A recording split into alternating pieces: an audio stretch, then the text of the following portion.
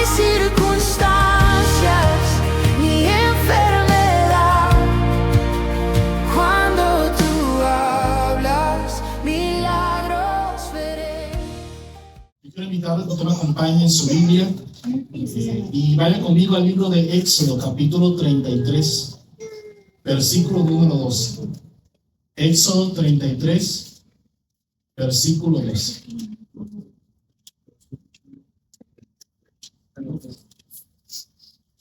Y quiero hablar sobre por qué necesitamos caminar en la presencia de Dios.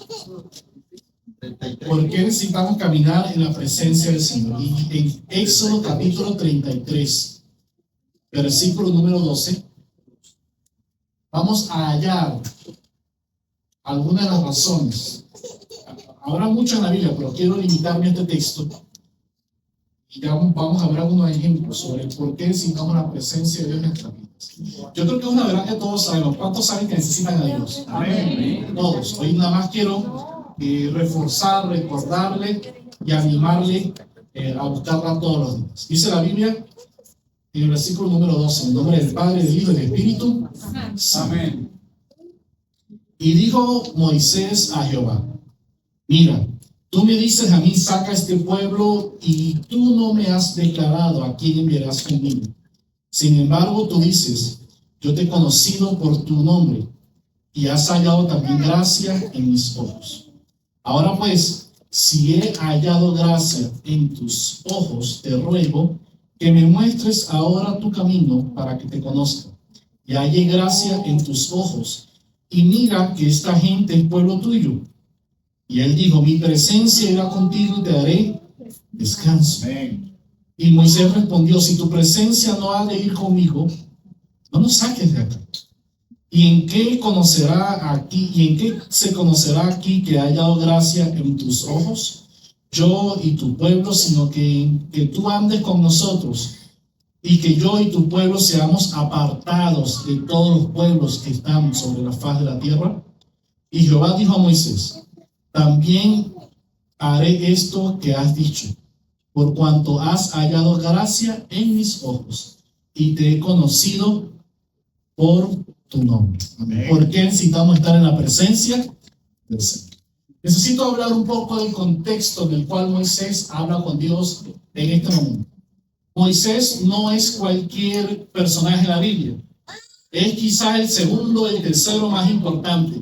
O quizás si hiciéramos un top 5, que está muy de moda hoy hacer esas listas, de seguro Moisés tiene que estar por lo menos en los 5 primeros. El primero, por supuesto, que sería Jesús. El segundo quizás estaría entre Moisés y Abraham, quizás Abraham por encima de Moisés o igual. Y el tercero y el cuarto, si hiciéramos la lista, Pablo, y después el que usted quiera, Juan. Yo pondría Juan. Pero están allí. Quizás alguien diría Elías, quizás alguien diría Isaías. Es un personaje muy importante porque fue el hombre que Dios usó para dos cosas muy importantes: para construir, para darle forma a lo que fue el pueblo de Dios, a Israel, que estaba esclavizado. A través de Moisés, Dios instituyó la gobernanza, la legislación, todo lo que se formó como nación, la cultura y la religión.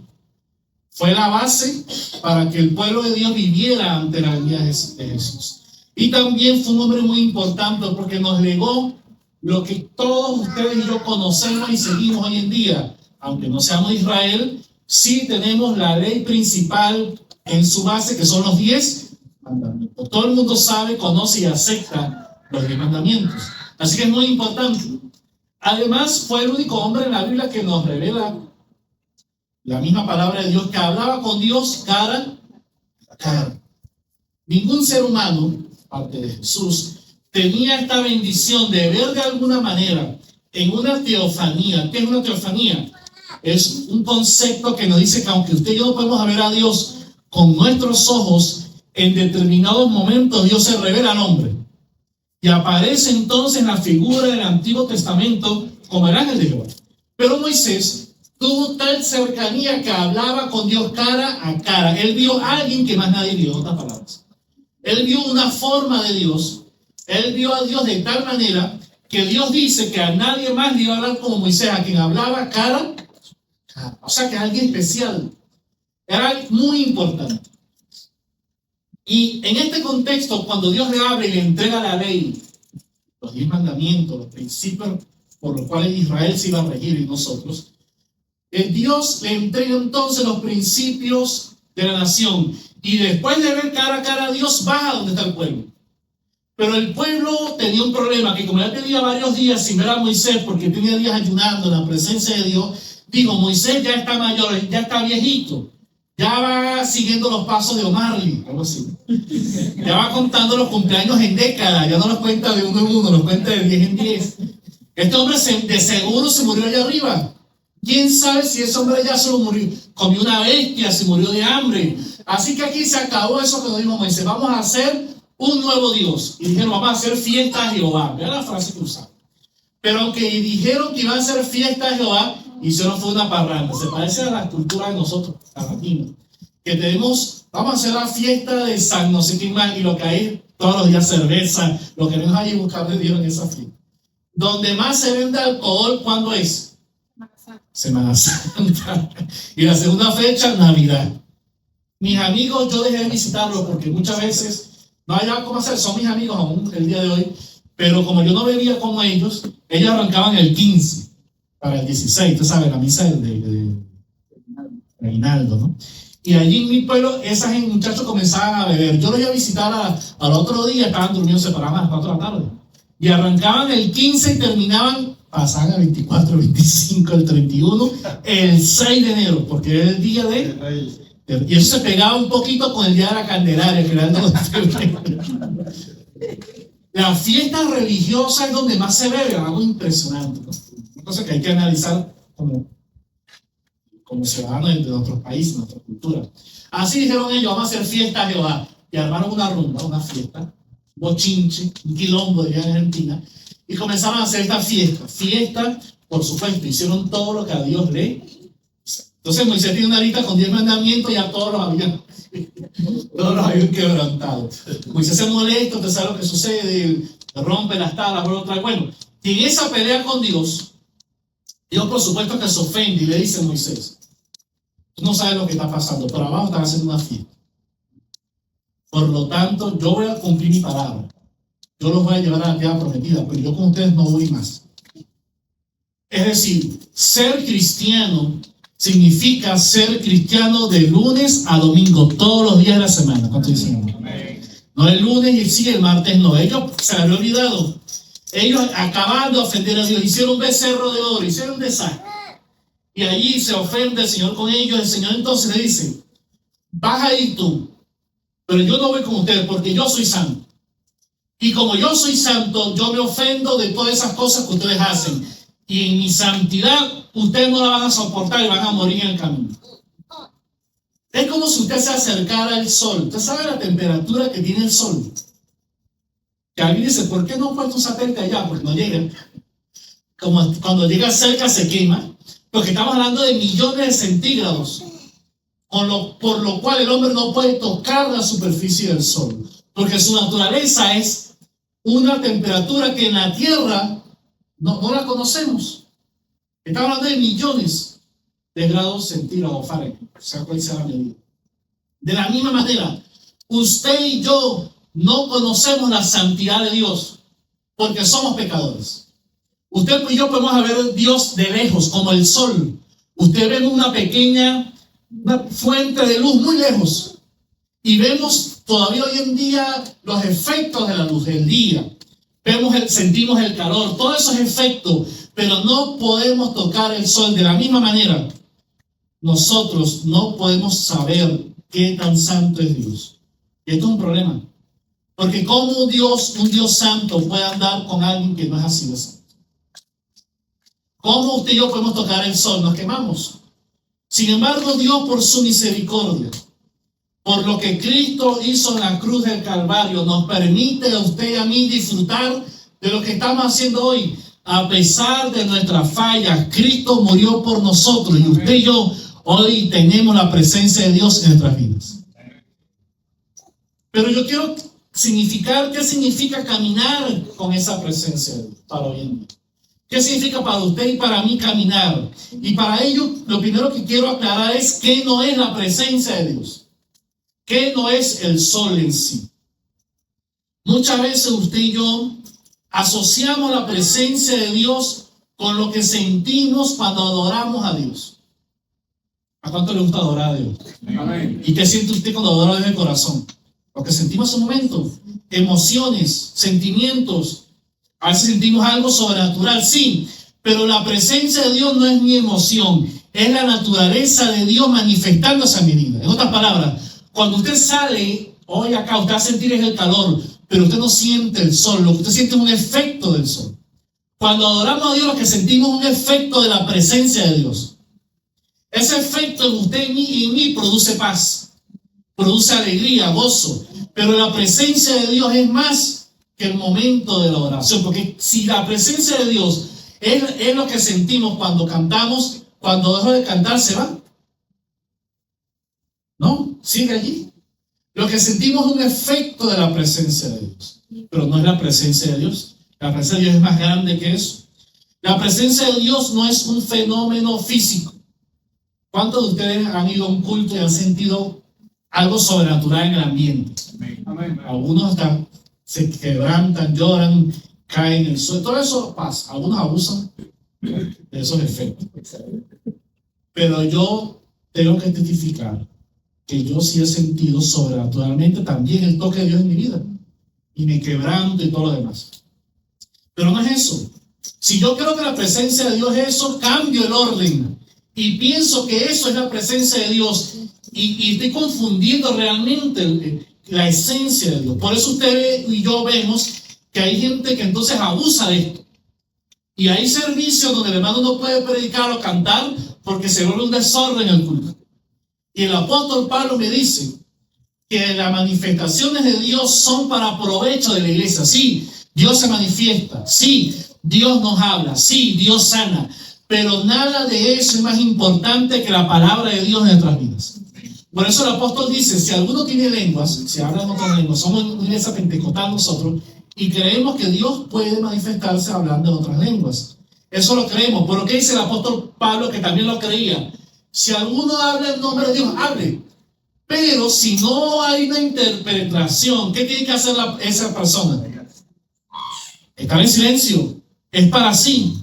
Porque si yo hablo a usted en chino y usted no entiende chino, ¿de qué le sirve usted? Por el contrario, el apóstol Pablo dice que es una manifestación de Dios, sí, pero en personal, para usted, para mí, es para el privado. Y cuando ocurre en la iglesia, es porque Dios quiere dar un mensaje a la iglesia. Entonces, si nos enfocamos en las manifestaciones físicas, nos estamos equivocando. Y hay personas, por ejemplo, que dicen, si usted no habla en lengua, usted no es cristiano. ¿Dónde dice eso la Biblia? Por el contrario, el apóstol dice, hablan todos en lenguas. No, unos sí y otros.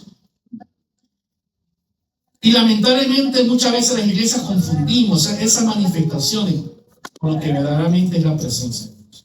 Tercero, la presencia de Dios no se puede comprar, no se transfiere como algunos quieren hacer con una transacción. Tú no puedes pagar para que yo te vea la presencia de Dios. No hay versículo bíblico en el cual yo le pague a alguien y esa persona me dé de su unción. El abuso hoy en día es que como yo tengo la unción y usted no la tiene, ¿qué tiene que hacer usted? Pagarlo, porque a mí me costó dinero, entre comillas, según esa persona. Entonces, si usted quiere algo de lo que yo tengo, usted me da una ofrenda a mí. Usted a mí me da un reloj nuevo, me da va a hacer publicidad aquí una vez, me da una computadora, lo que sea. Y si usted me da un reloj, Dios a usted le va a dar, no uno, le va a dar 100. Porque está sembrando en buena tierra. Y la Biblia me enseña que nada de eso tiene sentido. Jesús dijo, ustedes van a dar de gracia lo que ustedes de gracia recibieron. Todo lo que Dios nos dio a usted y a mí fue gratis. Ya Él pagó por eso en la cruz del Calvario. No puede usted comprarlo. Es una ofensa al Espíritu Santo. Por el contrario, cuando Pedro vino un brujo y le quiso comprar el don, él dijo, perezca tú y tu dinero contigo. Cada vez que un predicador pide dinero, está ofendiendo al Espíritu Santo, según la Biblia. Está pecando contra el Señor. Y Juan dijo, ustedes no tienen necesidad de que les enseñen tantas cosas. ¿Por qué? Porque ya ustedes tienen la unción del Altísimo sobre sus vidas. La presencia de Dios es la unción. Entonces, ellos quieren decir que hay diferentes tipos de unción. Mire, para no entrar en que si hay o no hay, porque seguro usted va a escuchar este tipo de explicaciones. Haya o no haya, usted y yo tenemos la unción más importante sobre nuestras vidas, la presencia de Dios en nuestros corazones. Yo necesito lo que ese hombre tiene. Ya yo tengo la presencia de Dios en mi vida. Nada de eso tiene que ver con la presencia de Dios. En el libro de Reyes, capítulo 19, 11 y 12, Dios le revela al profeta Elías, un hombre que nadie puede decir que no era ungido, el hombre más ungido de la Biblia. Dice la Biblia que Dios le manifestó su presencia. Y dice así: he aquí, Jehová pasaba, pero Jehová no estaba en el viento. Y tras el viento un terremoto, pero Jehová no estaba en el terremoto. Y tras el terremoto un fuego, pero Jehová no estaba en el fuego. Y tras el fuego un silbido apacible y delicado. Y ahí estaba la presencia de Dios. La presencia de Dios entonces no está en las cosas exteriores, está en nuestro corazón. Cuando Dios le habla a usted, lo puede hacer de muchas maneras, sí. Dios se manifestó con cosas sobrenaturales, sí. Pero yo no ando buscando esas cosas, yo ando buscando la presencia de Dios en mi vida. El resultado de eso es que cuando Jesucristo venga, dice la Biblia que le va a decir a muchas personas: nunca os conocí, apartados de mí, hacedores de. Señor, pero no profetizamos en tu nombre. ¿No tenía yo un canal de YouTube con 100, 200,000 seguidores? Pero no era yo el más famoso que invitaban a las conferencias. No, nada de eso importa. Lo que importa es que usted y yo realmente tengamos la presencia de Dios en nuestras vidas. Y en este caso lo necesita la presencia de Dios.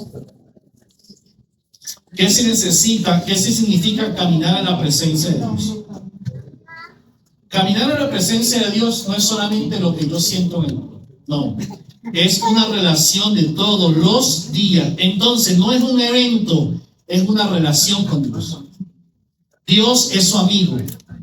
Dios es su compañero fiel. Eso es caminar en la presencia de Dios. Es que usted y yo ahora en nuestro corazón tenemos el hábitat de Dios todos los días. Claro, lo que nos dice la Biblia, lo que nos enseña a usted y a mí. 1 Corintios 3:16. ¿No sabéis que sois templo de Dios y que el Espíritu de Dios mora en vosotros? Todo aquel que ha invocado el nombre de Jesús, todo aquel que en su corazón, no importa lo que usted haya hecho, no importa si usted se ha apartado, no importa si usted se ha equivocado, si usted ha pecado, nada de eso importa. En el momento que usted dice: Señor, te abro la puerta de mi corazón, dentro de su vida comienza a morar el Espíritu Santo. Amén. Morar quiere decir vivir. Así como cuando usted le pregunta ¿dónde reside? No dónde pasa el tiempo, ¿dónde vive? Esa es, en su casa usted se siente cómodo, usted tiene confianza, usted agarra la nevera y o busca en la nevera, mejor dicho, lo que usted quiere comer. Usted se compra un mueble grande y se expande en el mueble y ve una película. Esa es su casa. Así Dios habita en nosotros. Él está contento de habitar en su vida. Amén. Porque Él se siente cómodo en su casa. Cuando usted y yo tenemos la presencia de Dios en mi vida y tengo una comunión con el Espíritu Santo, Él se mueve, se siente con confianza, le habla, porque vive con usted. No es que está aquí el domingo. Cuando usted y yo nos vamos aquí el Espíritu Santo, ¿qué va a hacer acá el Espíritu de Dios acá en este local? Así sea un local de 5,000. No, Él no va a cuidar los instrumentos. A Él no le interesa mucho eso. Lo que sucede con nosotros es cuando se reúne 1, 2, 3, 5, 10. Allí el Espíritu Santo se goza en medio de la alabanza de cada una de las personas que están adorando. Por eso es que Él se manifiesta. Porque Él lo ideó así. El Espíritu Santo entonces realmente viene a habitar en nuestros corazones. ¿Y qué produce eso? Eso va a producir en usted un cambio de vida. Gálatas capítulo 5 nos habla de este cambio y nos dice el fruto, el resultado de tener una relación con el Espíritu Santo. ¿Cuál es? Amor, gozo, paz, paciencia, benignidad, bondad, fe, mansedumbre, templanza. La relación con Dios lo que va a causar en usted es un cambio en su vida. Es imposible que usted toque el sol y no se queme. Es imposible que usted esté cocinando algo y usted toque la candela, la llama, y usted no tenga un efecto. De la misma manera, es imposible que el Espíritu Santo esté en mi vida y no la cambie. Por eso cuando alguien dice, mira, yo sí quiero ser cristiano, pero es que tengo tantas cosas que se me hacen difícil. El problema es que estás pensando en tus cosas.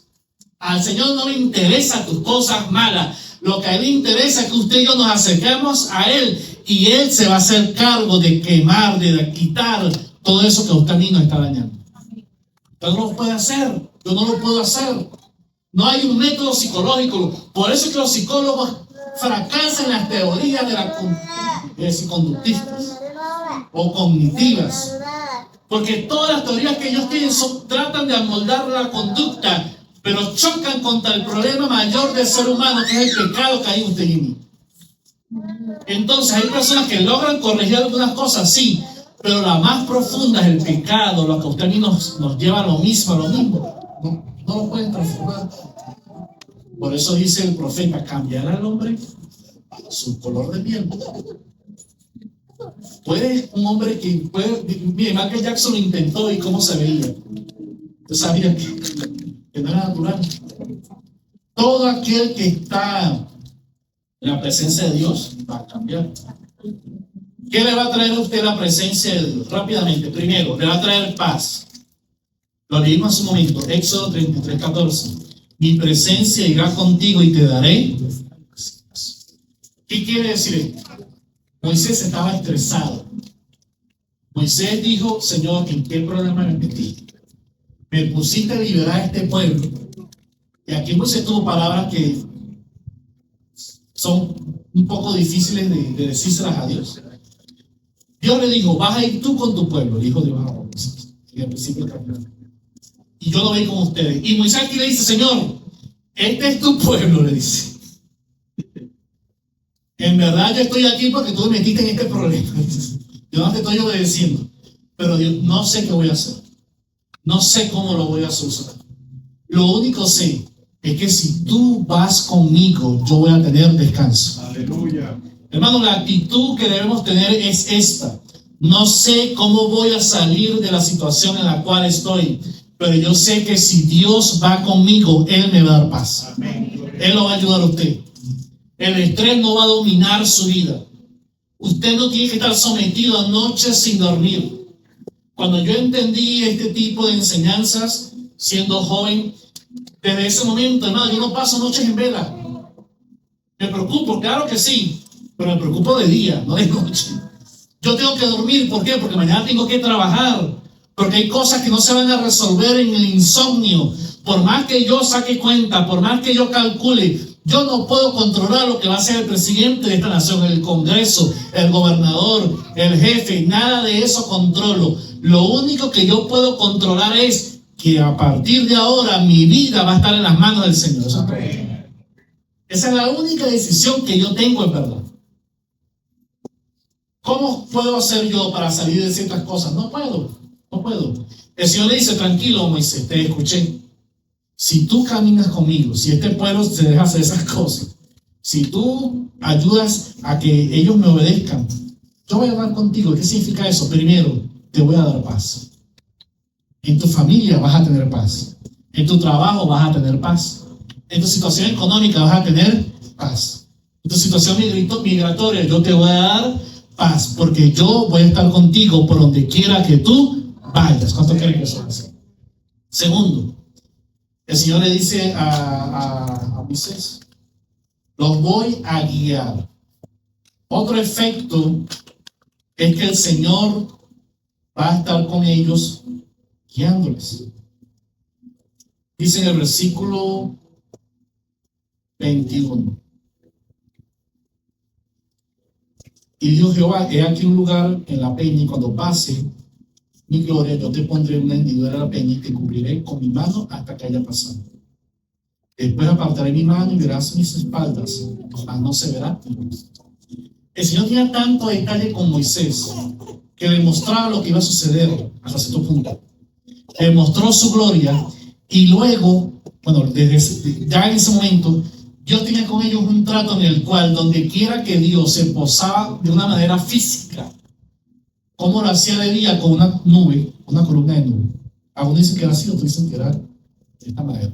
Va a depender. Lo importante es que era algo sobrenatural. Yo creo que era así, para que les diera sombra. Y de noche era fuego, era algo sobrenatural. Y básicamente donde se movía esa columna, se movía el pueblo de Dios.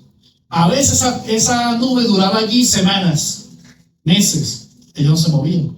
De repente se movía y todo el mundo comenzaba a agarrar sus tiendas. Ellos estaban en el desierto, iban detrás de la columna. No sabían a dónde iban, no sabían qué iba a pasar allá, pero sabían que si la columna se iba, ellos tenían que seguir a donde quiera que Dios los guíe. El principio para usted es el mismo. Dios le dijo a Moisés: muévete para allá, muévete de esa roca, aparte para allá. Moisés no preguntaba: Señor, ¿para qué? Señor, ¿pero por qué? ¿Pero por qué tengo que hacer esto? Y la palabra el por qué, yo creo que quizás es la principal que usted y yo hacemos a Dios cuando nos manda a hacer algo. ¿Pero por qué tengo que hacer esto? La Biblia me dice algo: pero ¿por qué tengo yo que perdonar? ¿Pero por qué tengo yo que leer la Biblia? ¿Pero por qué tengo yo que hacer esto? ¿Pero por qué tengo que hacer esto? Entonces no cuestionaba a Dios, sencillamente obedecía. Y el Señor sencillamente los guiaba. Éxodo 13, 21, 22. Y Jehová iba delante de ellos de día una columna de nube para guiarlos por el camino, y de noche una columna de fuego para alumbrarles. Nunca se apartó delante del pueblo la columna de día, ni de noche la columna de fuego. Primero, Dios nos va a dar paz. Segundo, Dios nos va a dar dirección. ¿Qué significa esto en la práctica? Donde usted no vea la presencia de Dios, no se meta allí. Si usted ve que eso es un mal negocio, no lo haga. Si usted ve que esa amistad usted lo aleja de Dios, no ande con esa amistad. Dígale: te quiero mucho, somos amigos, pero no puedo andar contigo todos los días. ¿Por qué? Porque todos los días tú me llevas a mí a alejarme de Dios. Yo te invito a que vengas, yo puedo andar contigo, pero buscando la presencia de Dios. Todo lo que me aleja a mí de la presencia de Dios, no lo hago. Si una música, si una película a mí me lleva a ofender a Dios, pues no la veo. Eso significa seguir la presencia de Dios de manera práctica. Si hay una conversación que a Dios no le agrada, hágase la pregunta, esta pregunta es muy famosa: ¿qué haría Jesús? Sencilla, muy sencilla. Y usted va a tener la respuesta para la mayoría de sus inquietudes. ¿Qué haría Jesús? ¿Jesús estaría en esta conversación? Con mis amigos, sí, Jesús andaba con todos los pecadores. Jesús anduviese con todas las personas de este mundo. Pero cuando Jesús llega, se va el chisme. Si Jesús llega, se va la enemistad, se va todas esas cosas que a Dios no le agradan. Los chistes doble sentido, todas esas cosas que a Dios no le agradan. ¿Por qué? Porque yo prefiero perder la compañía de las personas que me llevan a eso, a perder la presencia de Dios en mi vida. Tan sencillo como eso.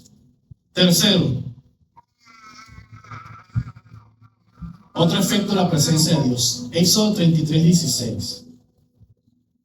Le dice Moisés al Señor: ¿y en qué se conocerá aquí que he hallado gracia en tus ojos, yo y tu pueblo? Sino en que tú andes con nosotros y que yo y tu pueblo seamos apartados de todos los pueblos que están sobre la faz. El Espíritu de Dios tiene un mote, un apellido que nos han puesto nosotros, que decimos Espíritu Santo.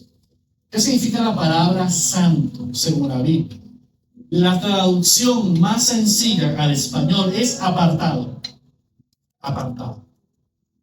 Entonces Dios se aparta de dos cosas, o nos manda apartando dos cosas. Primero, Dios se aparta o nos aparta a nosotros del mal.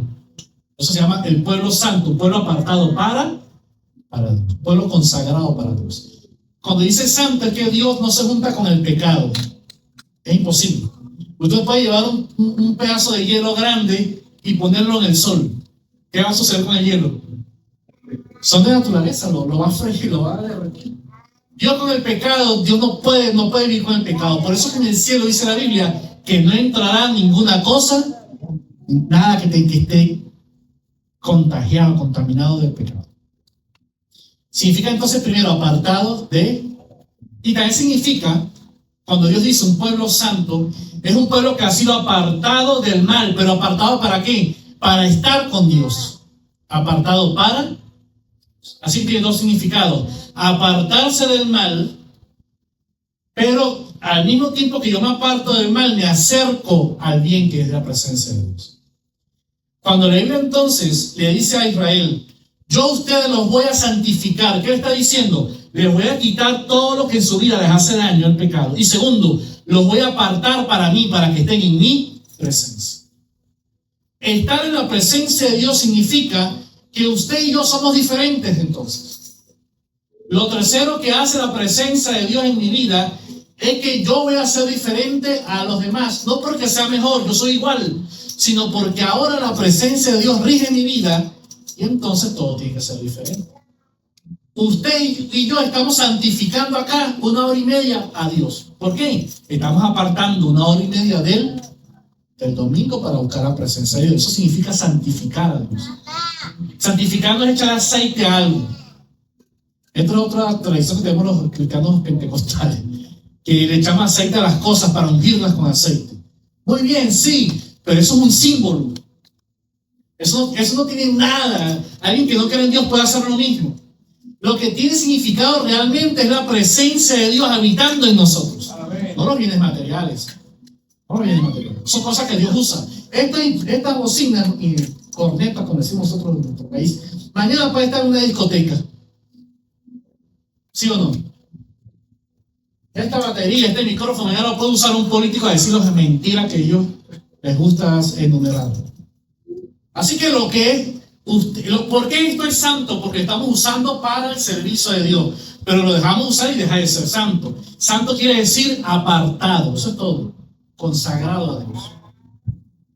Por eso, si nuestras vidas está la presencia de Dios, los demás van a ver que en mi vida también está todo lo que Dios mandó a hacer, que en mi vida, que en mi casa se hace lo que le agrada a Dios. ¿Cómo van a ver ellos que usted y yo somos de Dios? ¿Cómo lo van a saber? Eso digo, por sus frutos ¿qué son los frutos? El resultado de estar con la presencia de Dios. ¿Cuántos necesitan estar más en la presencia de Dios? Yo soy uno. Yo necesito que cuando yo me acerque a alguien, esa persona deje de decir malas palabras. Por respeto. Porque sabe que yo no le voy a decir, ahora yo no le voy a decir, mira, cállate, que tú te vas para el infierno, que esa boca que te la queme un rayo del cielo, ¿no? No tengo por qué decir eso. Solamente con yo acercarme a él y no hablar como él habla, él va a decir, oye, en esta persona hay algo diferente. Usted ve eso, no anda regañando a todo el mundo por cómo hablaba. Pero el que se juntaba con Jesús hablaba parecido a Jesús. Andaba como Jesús, caminaba como Jesús. No es que yo voy a ser el santurrón de la clase, el pedante, el santo, no. Al contrario, yo voy a darle ejemplo de que yo puedo hacer eso, pero como la presencia de Dios está conmigo, yo no necesito nada más. Igual me va bien, igual soy feliz. Y por último, para terminar, lo último que puede producir esta mañana para nosotros es una promesa que se encuentra en Hechos capítulo 1, versículo 8. Jesús le dijo a sus discípulos, miren, yo he estado con ustedes ya 3 años y medio y yo me voy a ir. Y ustedes necesitan la ayuda de Dios en su vida. ¿Cómo lo van a hacer? No se vayan de Jerusalén. Jesús le dijo a ellos, pero recibiréis este poder, el poder de Dios, cuando haya venido sobre vosotros el Espíritu Santo. Esa palabra santo, usted ve que está allí con un propósito. El que santifica, por eso el Espíritu Santo. Y me seréis entonces testigos en toda Jerusalén.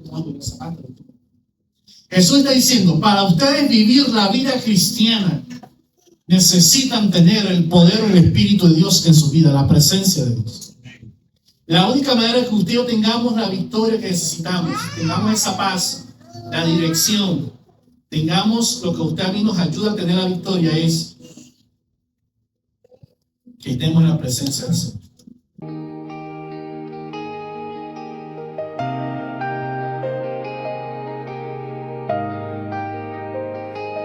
En la tumba el tiempo se detuvo, el silencio cubrió mi corazón. Todo parecía terminado, pero tu palabra me despertó. Tu voz quebró la noche oscura.